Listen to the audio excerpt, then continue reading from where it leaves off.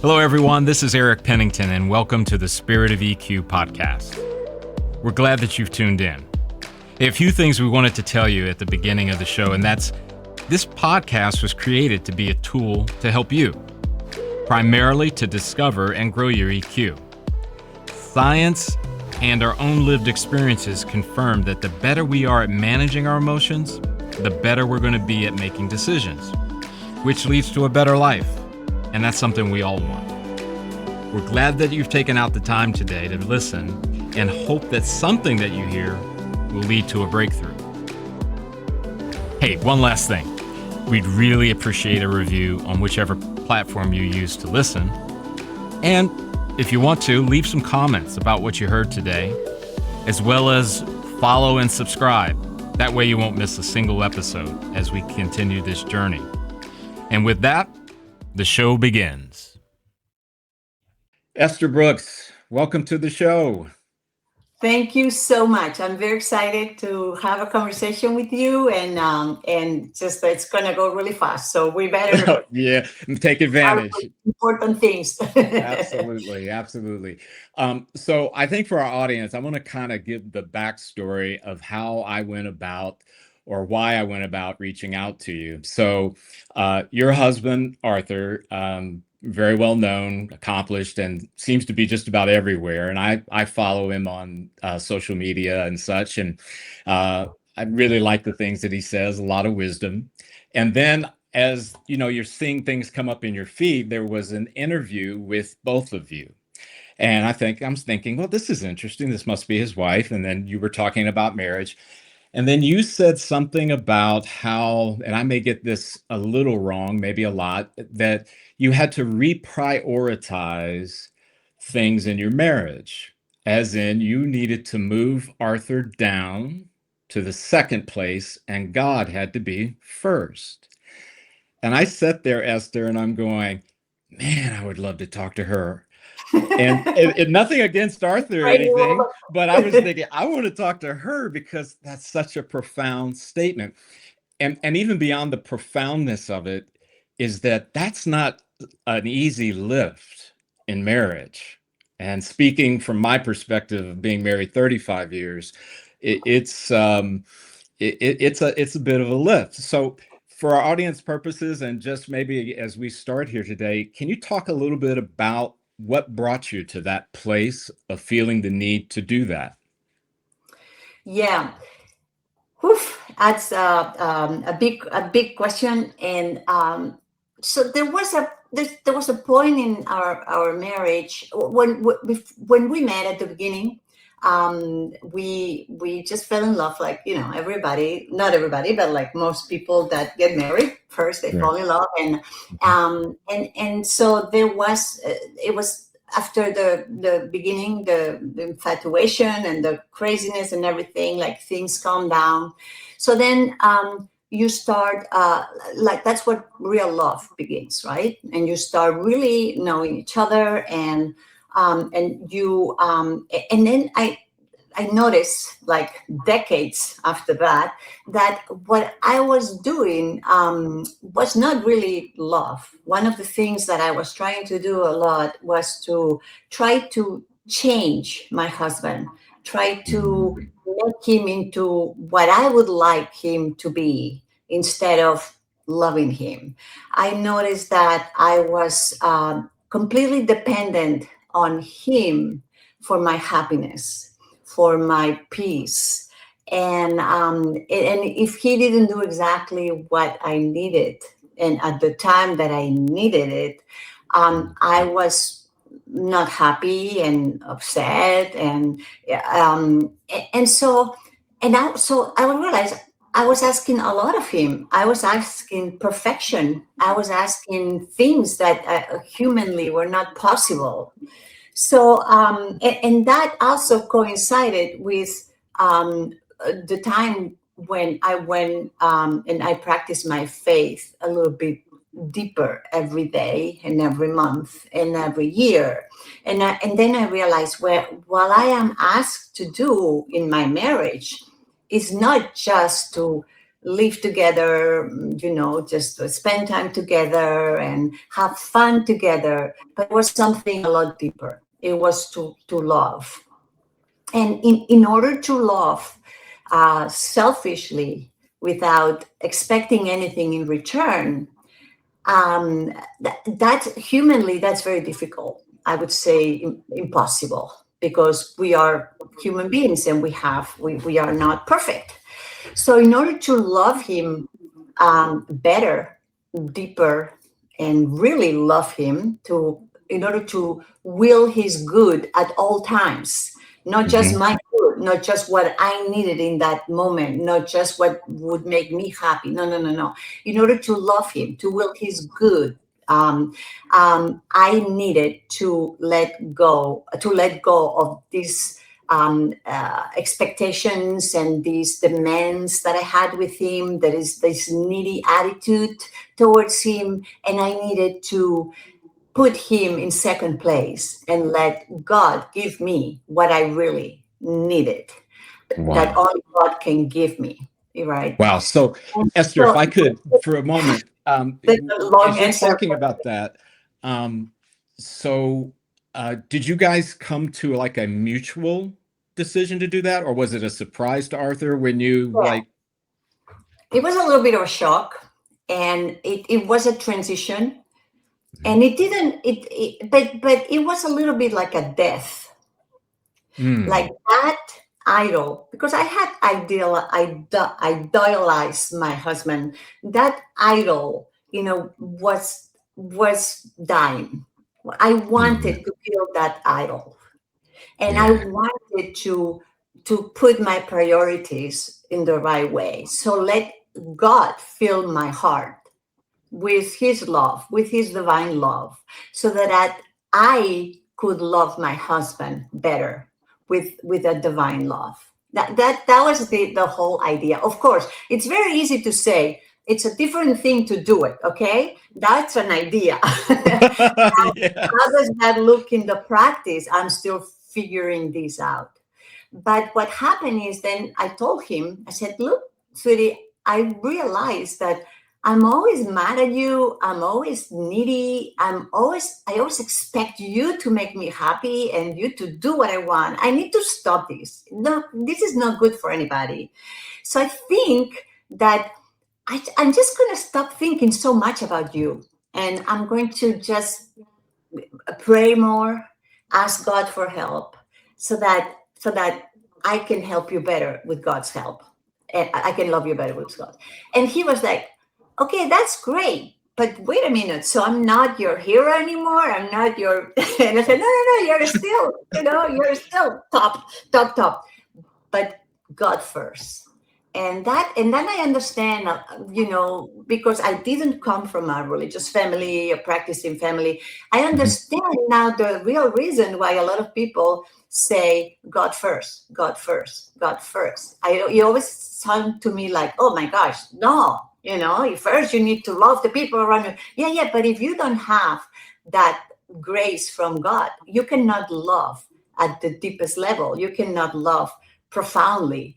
Amen. You cannot detach from your needs and your, all these attachments that make you not loving and kind of like selfish.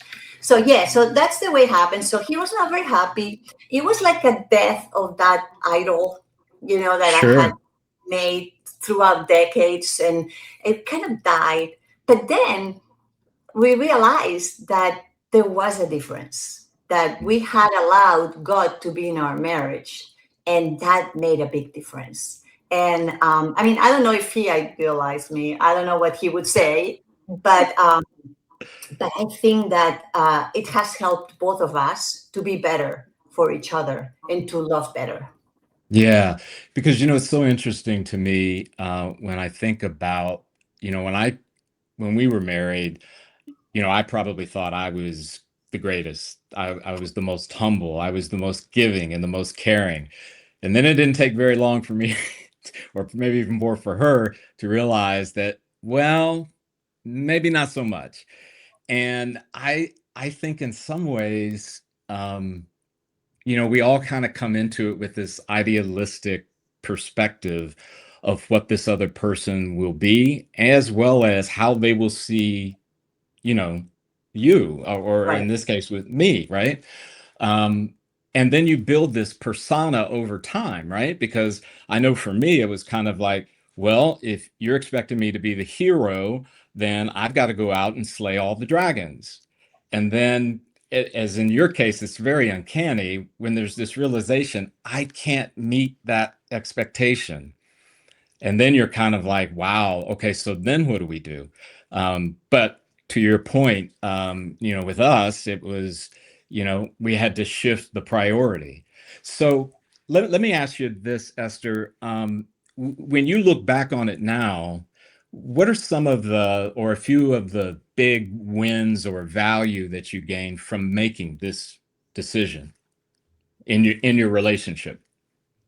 Day and night, day and night, because another thing that I discovered is that, going back to the point that I don't know if you guys don't do that so much, but I think women, we always have an idea what we want you guys to be for us and you guys to do Mhm. for us, and and then we keep trying to make you into that, Yeah. and and that kind of, you cannot love that, an idea of something, and you cannot love a person that you don't really know. Like, if, like, in order to love my husband, I need to know him.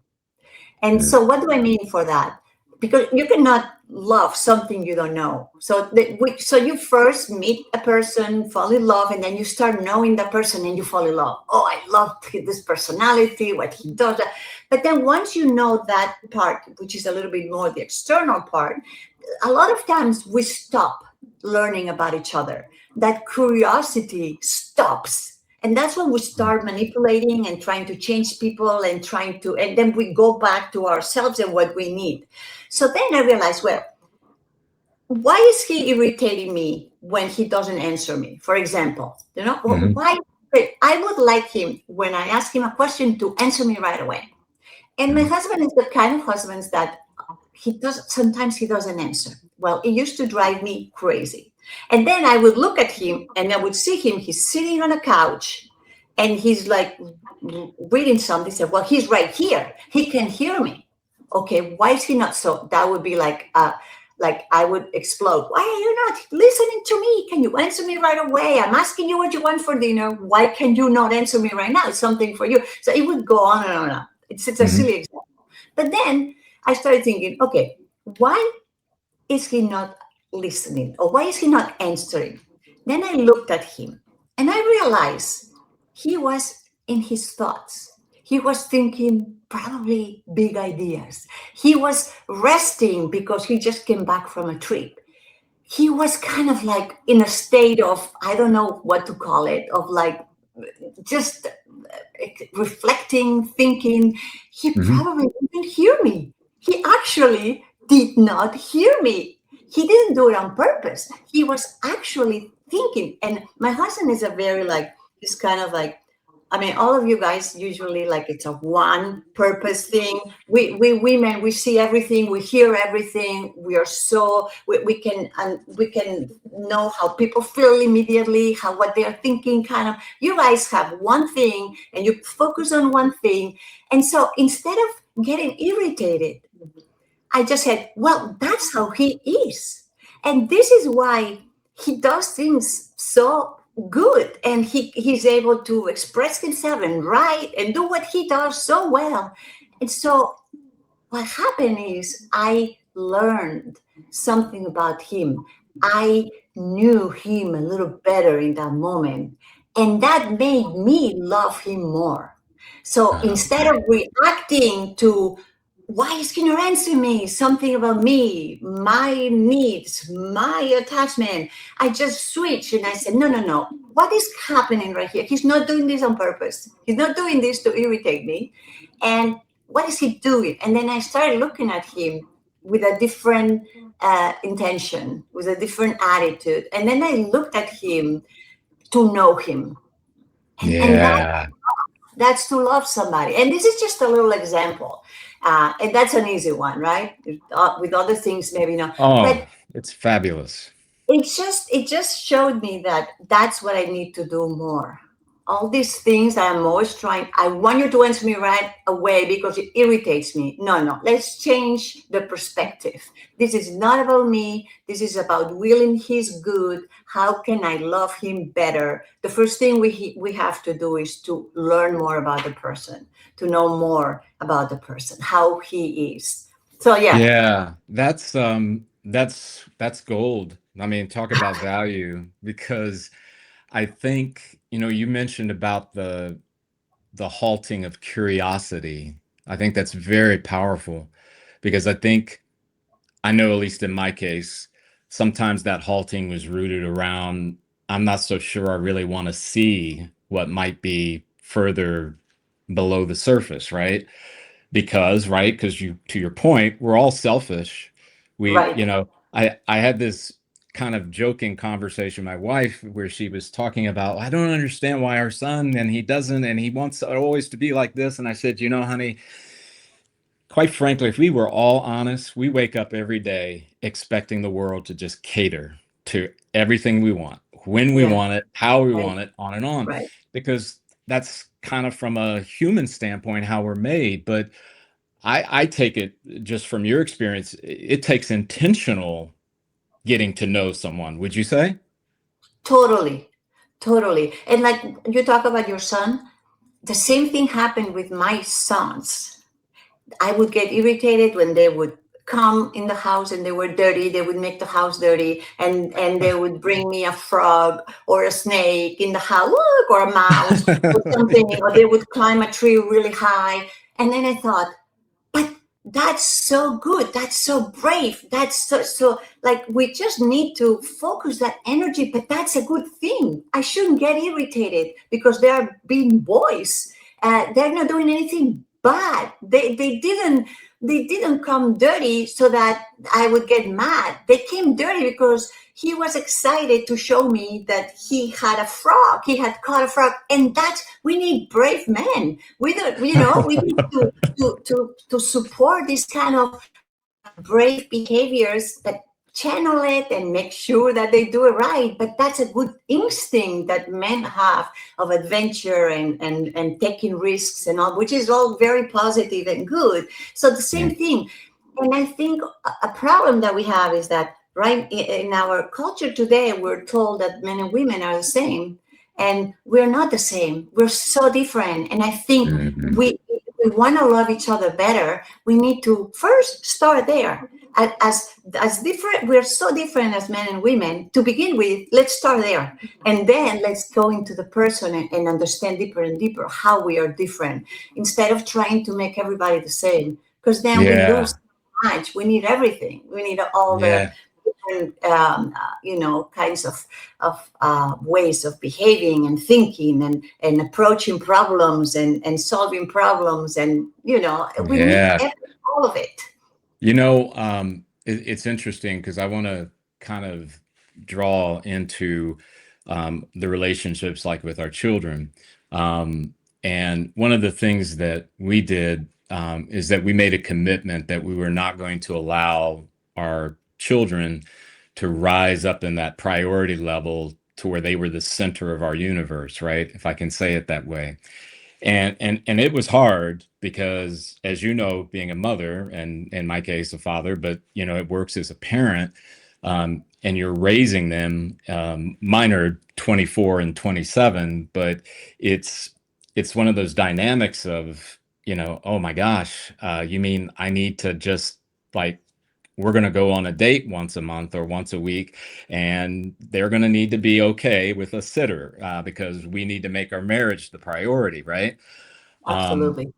and then I know some of our friend groups. I mean, it was beyond difficult, because some of them, now in the same strata of age as we are finding it very difficult to let them be independent adults, right? Did you experience a difficulty in sort of reprioritizing them as well? Well, I think that's a problem that a lot of moms have, especially moms, Mhm. that we put our kids first. When our kids are born, then you guys are just not second, like you're just at the end of the list. You know, the kids first, and that's a big mistake. That's a Yeah. big mistake.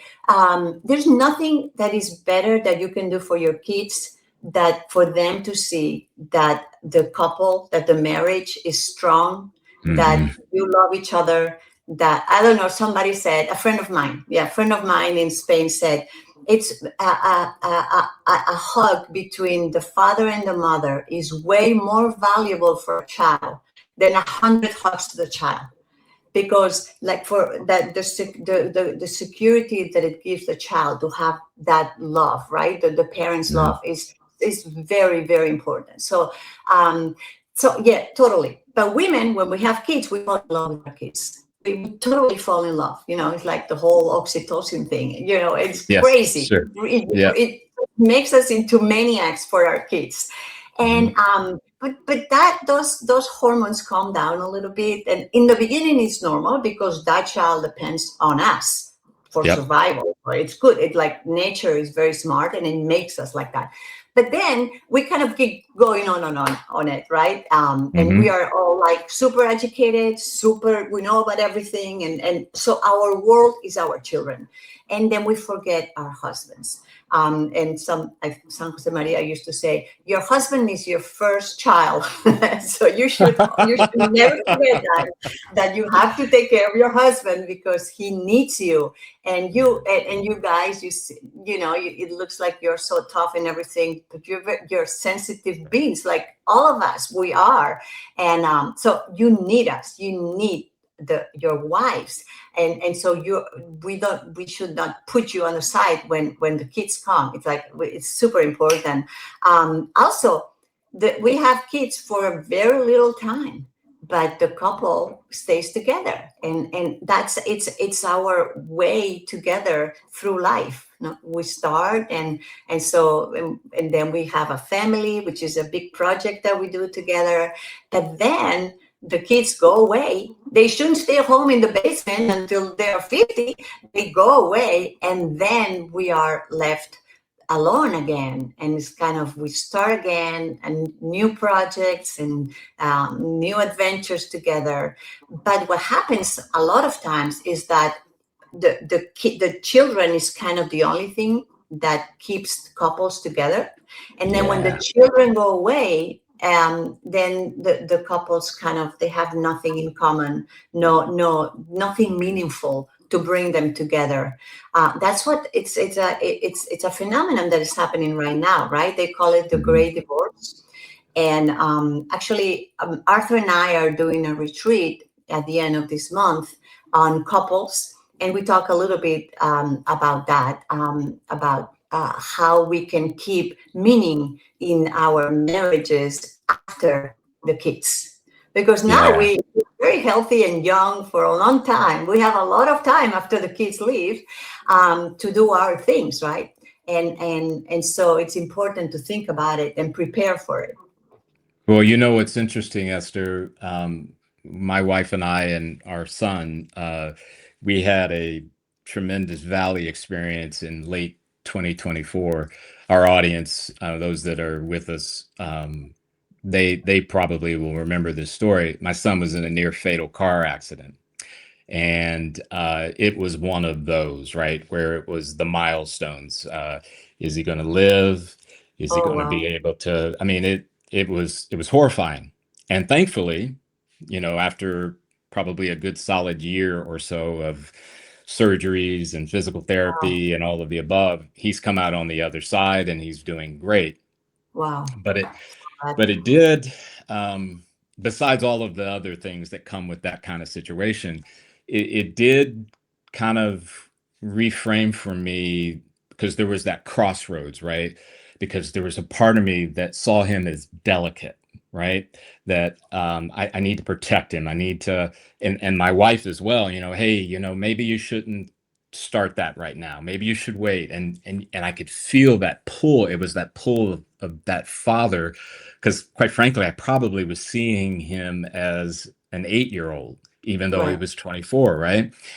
And I'm confident it was God whispering in my ear, he is an eagle, Eric, and he needs to get back in the air. That's where he belongs, not in your nest. And it was, I could feel God's arms around me just saying, I know it's hard. I know it's difficult, but you got to let him get back in the air. One of the toughest transitions I've ever gone through. I don't think I would have been positioned to do that if my wife and I had made our kids the center point, right? So to what you were just describing, it, it comes so in it was a resource that we built without even knowing the resources were being built, right? Right. And it was so important.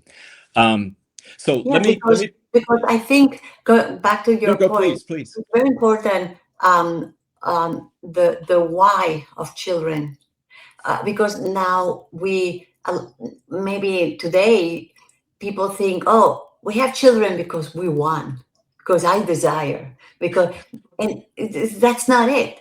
We Yeah. are given children. I think God gives us children so that we train them the best we can, so that we help them, we raise them, we educate them, but they're not really us, ours. These are God's children, and what we do is just do the best that we can, and then we just say, okay, now let them fly, like you say, right?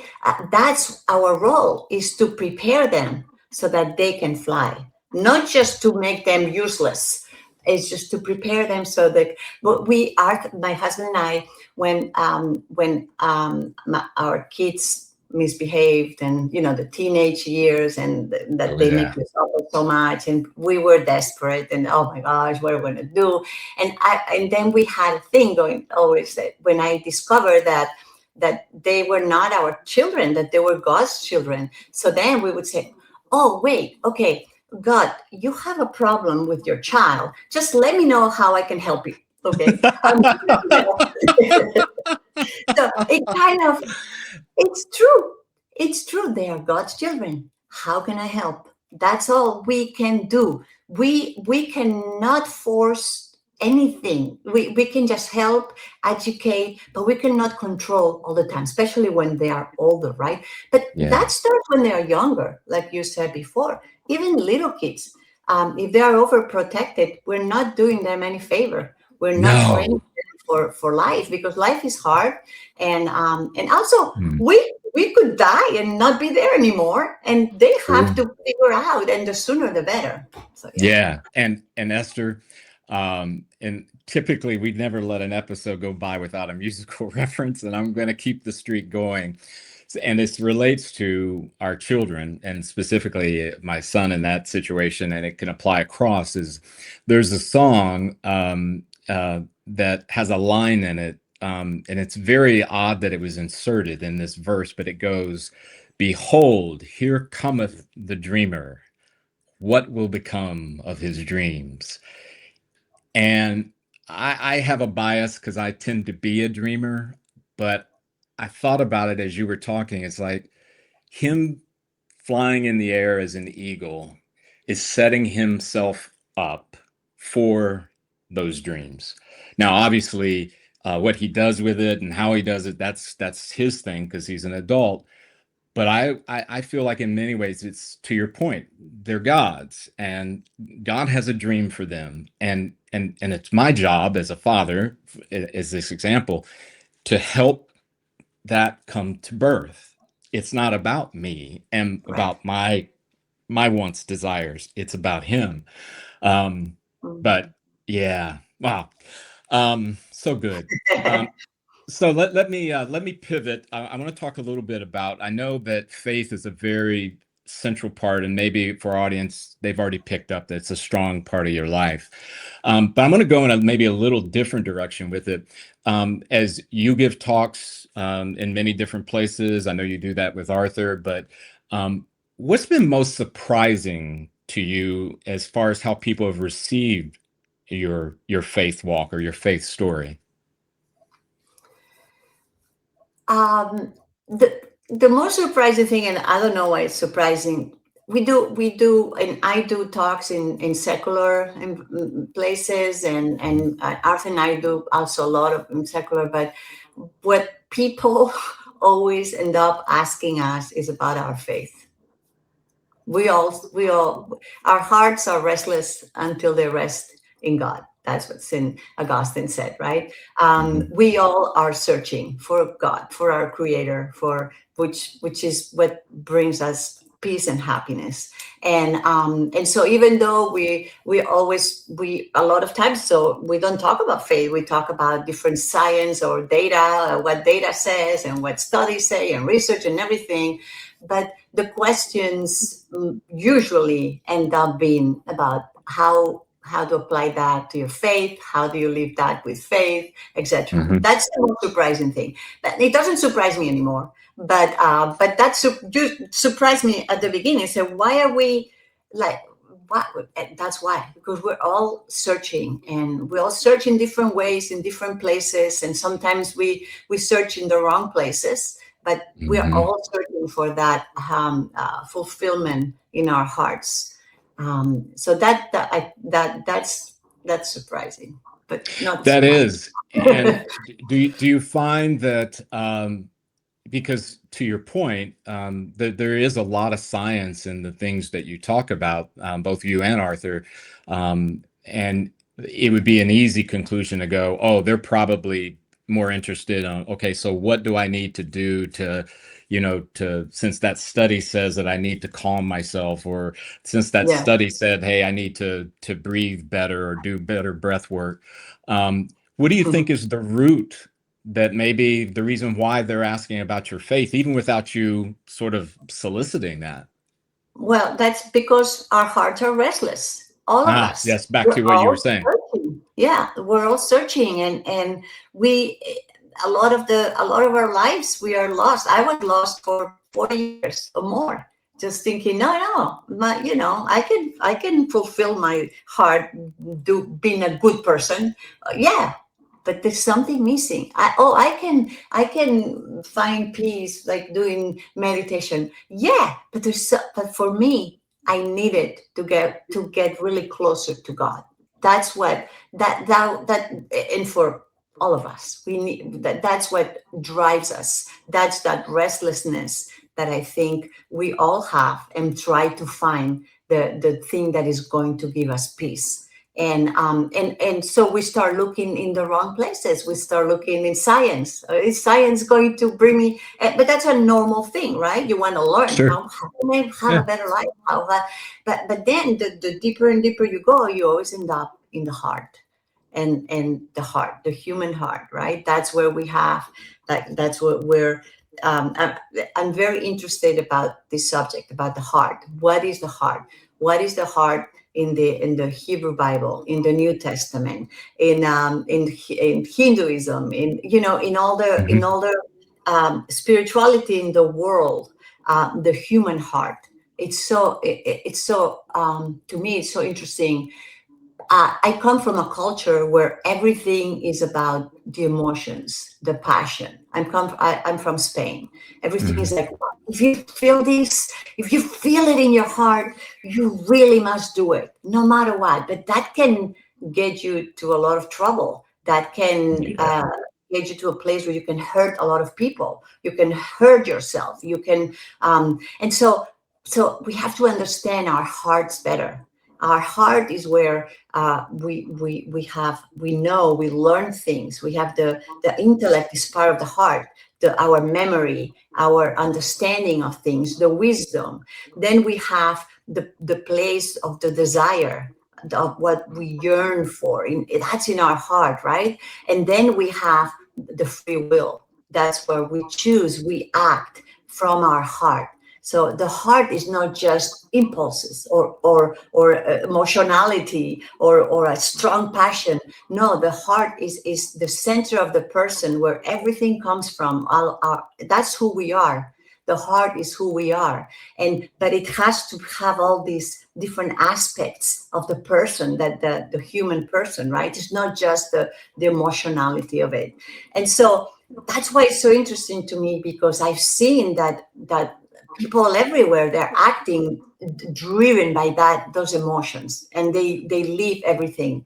And so it's important to learn about, no, there's a lot more, no, and always in the pursuit of the good.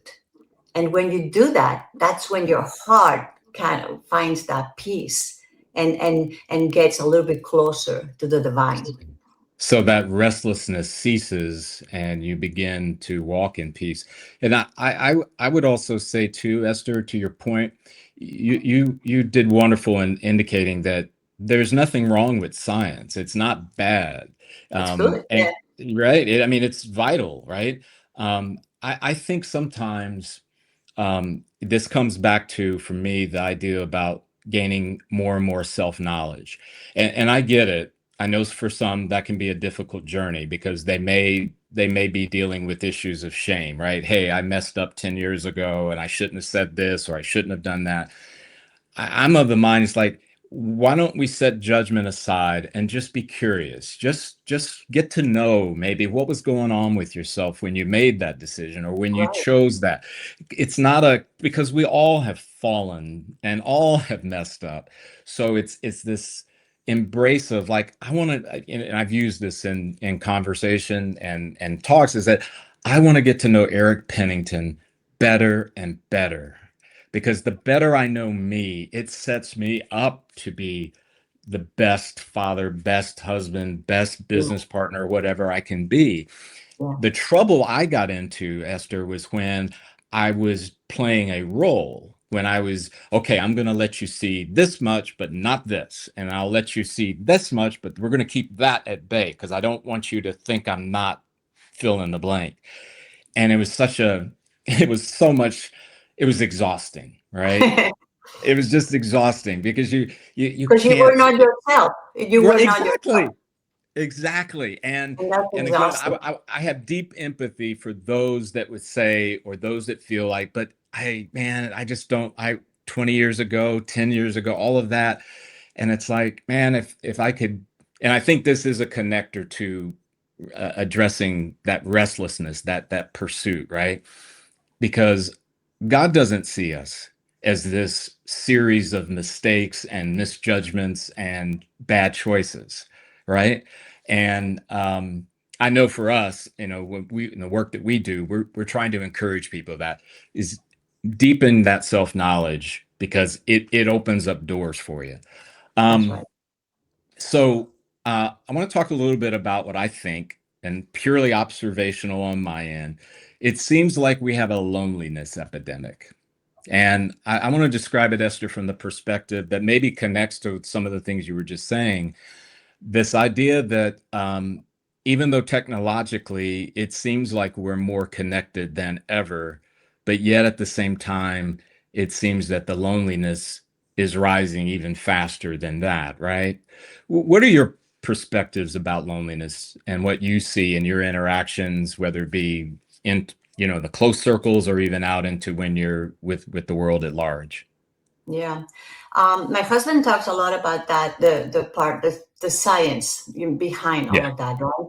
Yeah. And I'm not very good at the science, but I totally agree. And not only technology, but we went through COVID, and COVID was it hit really hard, especially younger people. That Mhm. we had a daughter that was in high school during COVID, and she did not see anybody for a year and a half because her school was canceled, everything was online, everything. She was home all day. So that time when teenagers learn how to make new friendships, how they start driving, they are more independent, they go out on their own, and she missed all of that, right? And like her generation, and that was really, really bad. It's kind of, there was a development in them. I'm not a psychologist, but it was obvious that there was a very important part of her development that was stopped. And so that was really bad. technology, of course, it's substituting real relationships. And the human beings, we need real relationships. We need in Mhm. person. We need the eye contact, and we need the touch, and we need the voice right next to us, and we need the all of that personal interaction. And this is being substituting with technology, and it's not the same. Mhm.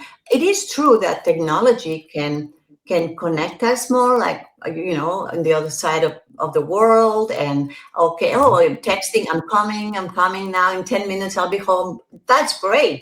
Or Mhm. just like but we do not really pay attention to what's really important, which is the personal relationships. And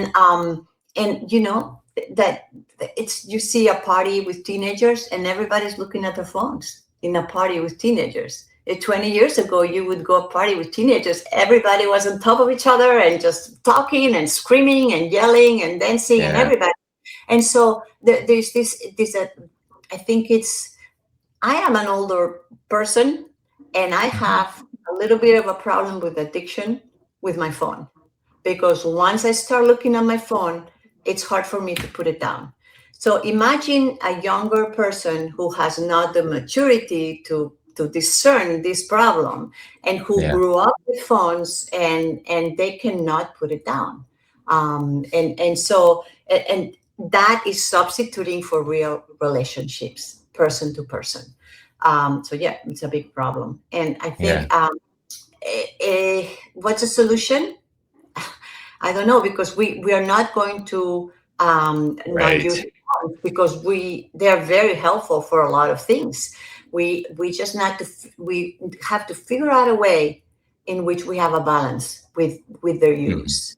And Yeah. I know a lot of people have, when you come into the house, you leave the phone in a basket, or when we're eating, no phones, or at night, no. There's a lot of things we can do, but it is really hard, because it is hard for me. I can't even imagine for a younger person how are Mhm. they going to do that, right? But I'm optimistic that human beings have always had problems with things. This is just one more, and we have always been able to get a solution.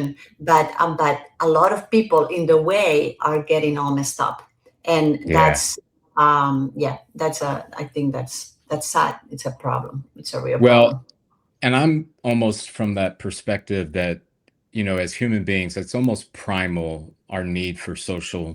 connection and interaction with other human beings.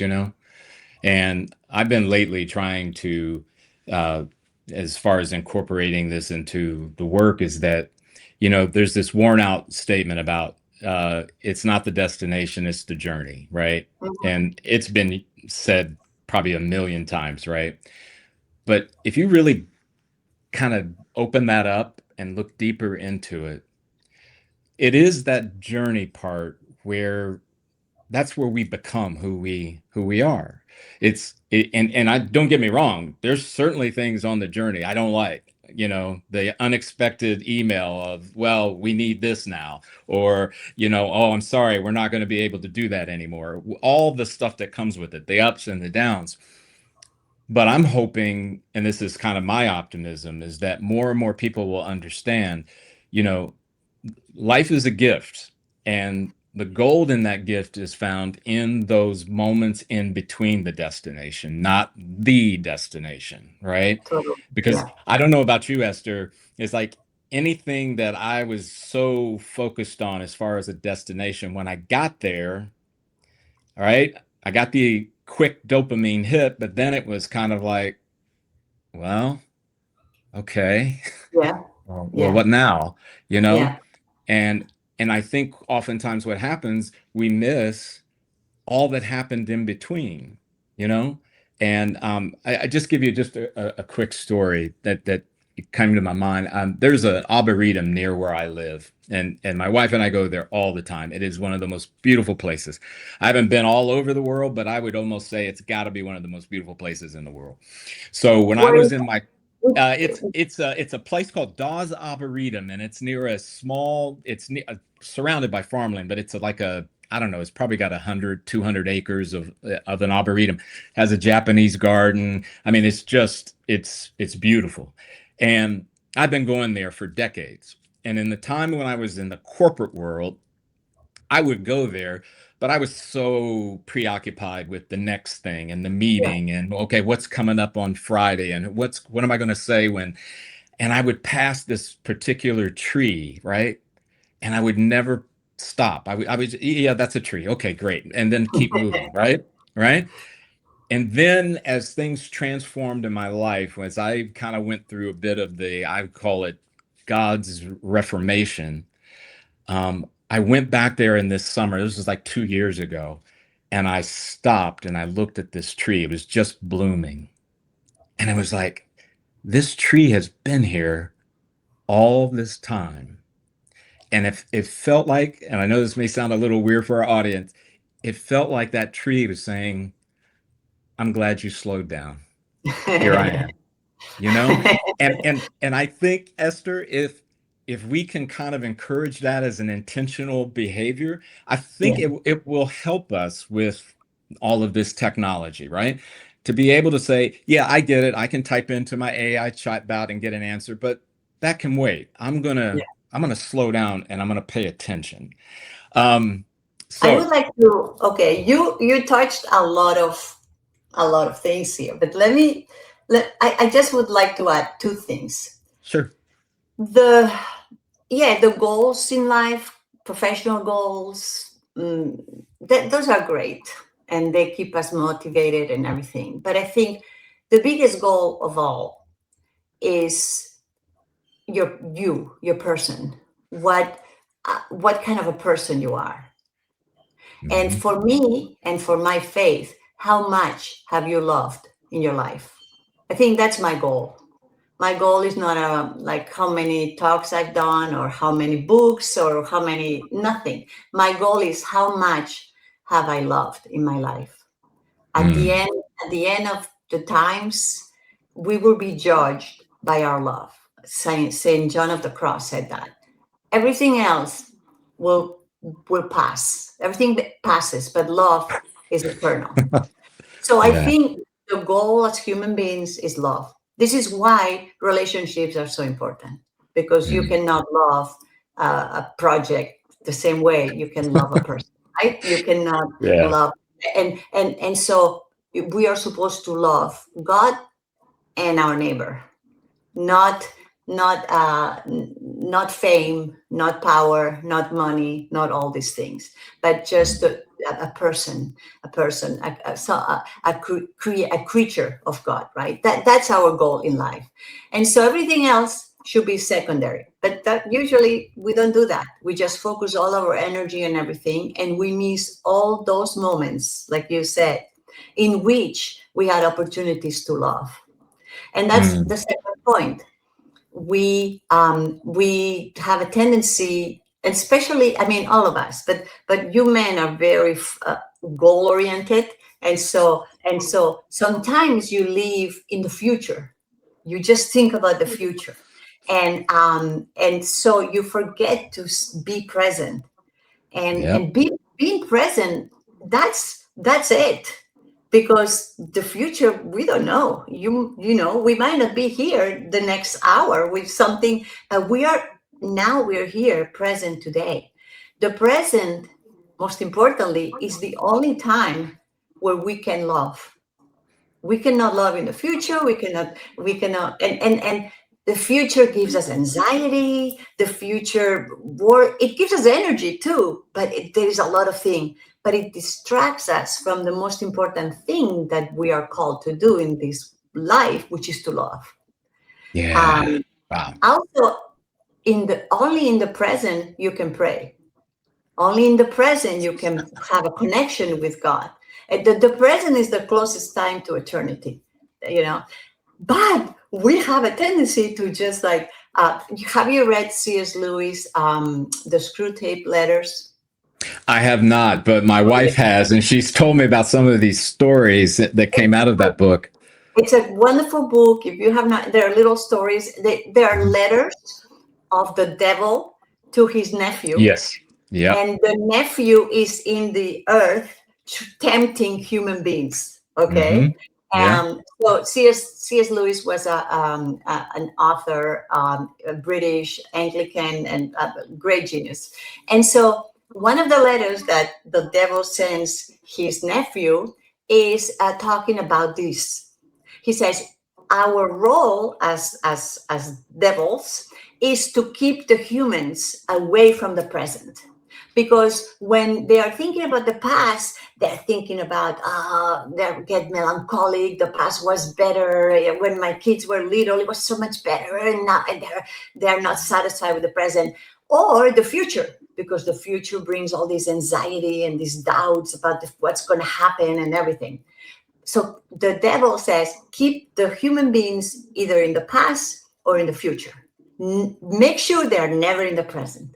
And so it is true and the devil is so good at keeping us in the past or in the present. But what we have to fight that and be in the present.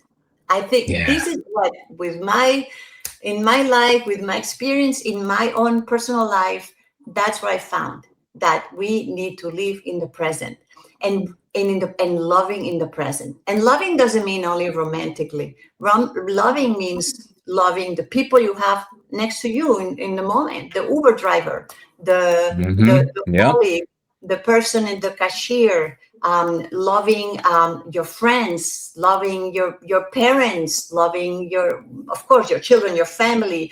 But it's just to do something good for another person. That's what should drive us. And even your work, you can think about how your work is going to be good for other people. That you can do that in the present, just always keeping this what I'm going to do, this podcast, whatever. How am I loving people but by doing this podcast right now? Are Yeah. we doing this for the good of somebody? Yes, that's why I'm doing this. And so that's the Yep. answer. That should be the goal always. Oh my gosh.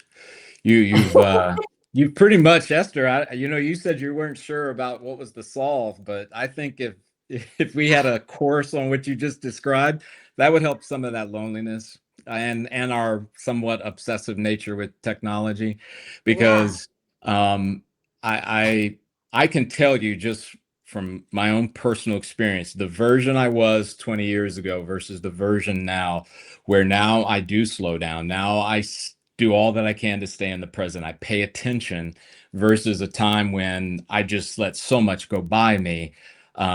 Yeah, you're right. It's motivated by love, and quite frankly, it's a love for all of God's creation. It's nature. That tree that I mentioned, and if I had a photograph, I'd send it to you. I'd show you. It's a beautiful. I mean, it's a yeah, work of art, right? yeah, And yeah, its value is found in me slowing down to pay attention long enough to absorb that. yeah. I think that's one of the key ways.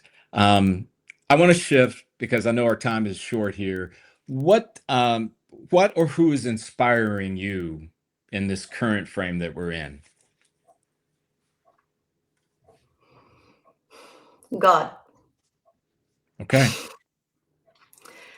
I mean, I have a lot of inspiration from a lot of people, but Yeah.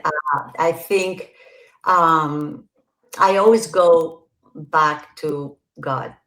Hmm. Um, I always want to love more and know more, and so yeah, that would be my answer. Okay, that's a great answer. You And can look no, like it's fine. No, I mean it's obvious. Even just when we were talking, there's so many things that come out unspoken, right, or not, or that are implied as to what inspires you.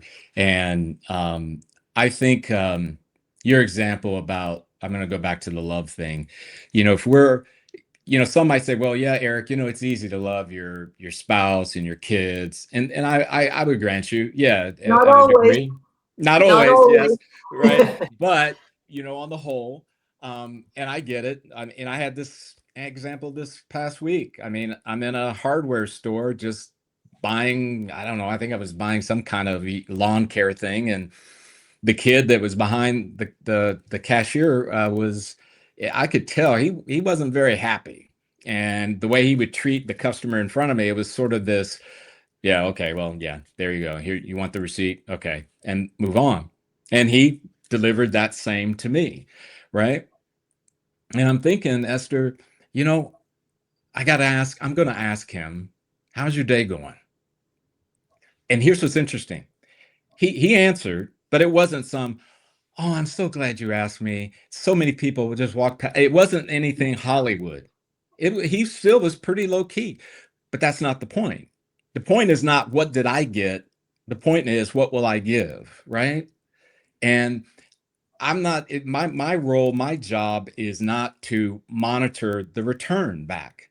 I mean, for all I know, maybe somewhere later on that night he thought about, wow, that guy Right. was he took some time to ask me how my day was. Right. And Right. maybe You he never know. didn't.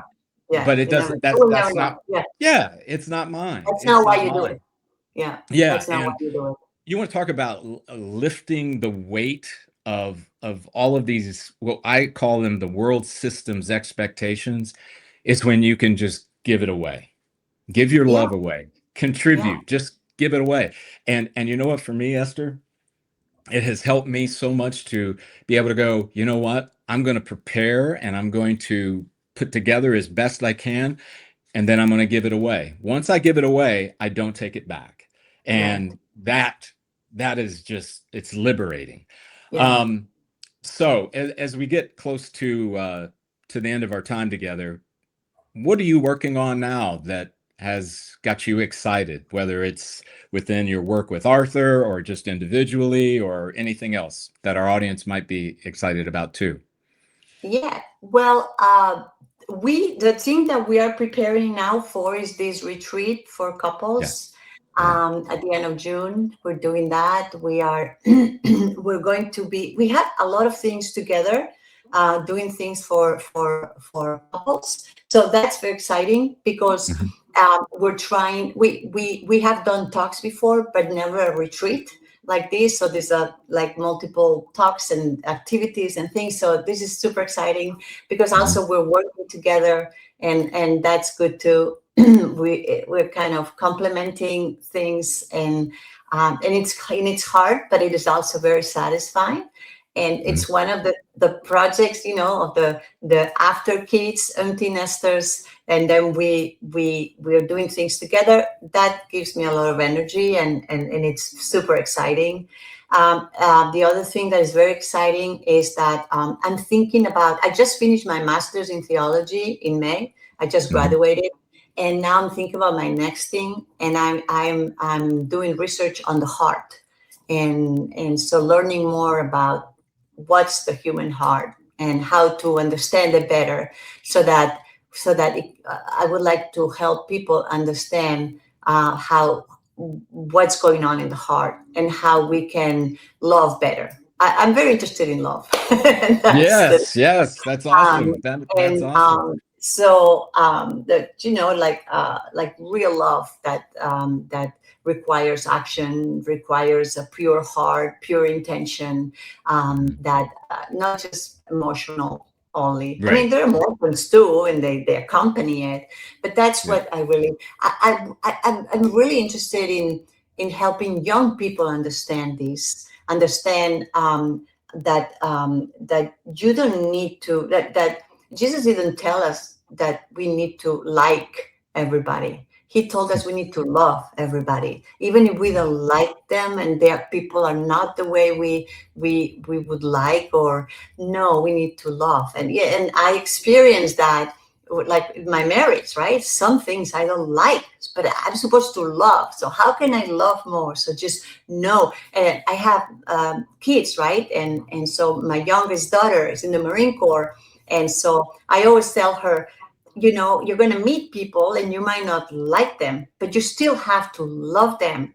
And when you love them, which means to will their good with a pure heart, you're going to be able to know them better. You're going to be more open to having friends and relationships and everything. And so this is the kind of thing that motivates me. I have a radio show too on Guadalupe Radio, which is a Spanish speaking station in Hmm. Los Angeles.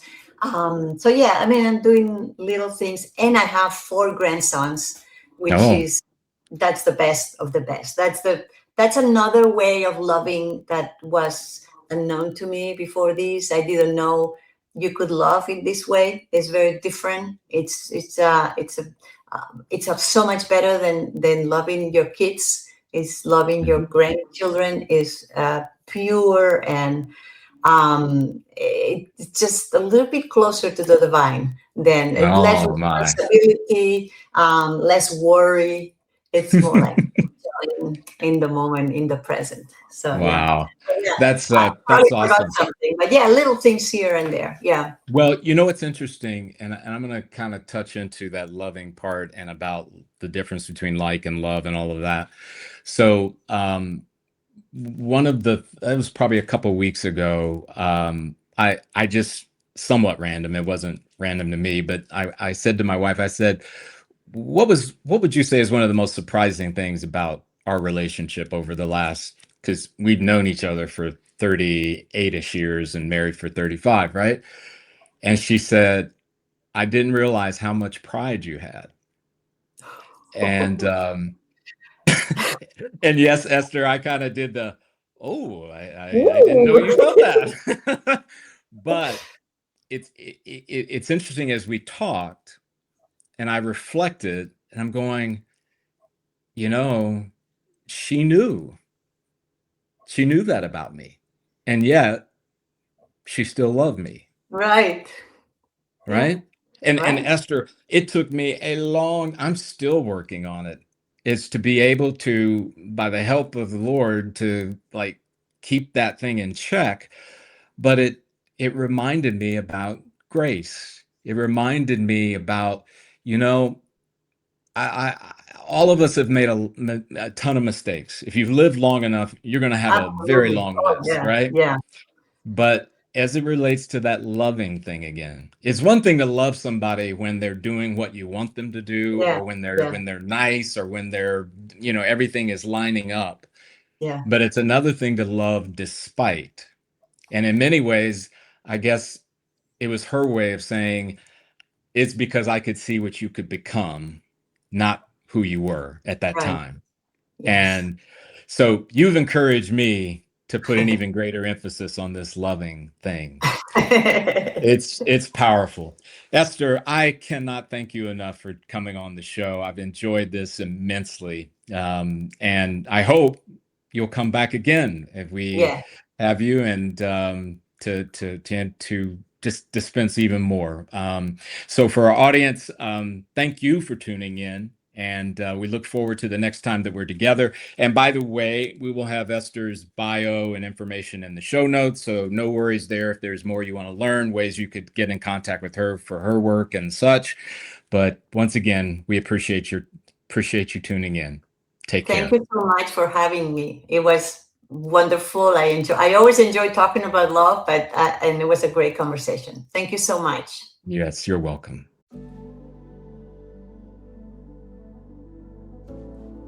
Hi, everyone. This is Eric again. A couple of things as we've ended the show. We hope you enjoyed it. Hopefully, you're tuning in on a regular basis. We'd love it if you would give us a great review on whatever platform you're listening to the podcast. It's so appreciative and helps us as we try to get more exposure for the work we do and the episodes that we publish. And we're grateful to you as a listener. The second thing is, just remember, our content is for educational purposes only. It's not intended by any stretch to diagnose or to treat anything that may be occurring in your life or anyone else's life that you may be connected to through the podcast. But once again, we appreciate you tuning in to the shows. And as always, we look forward to the next time that we're together. Take care.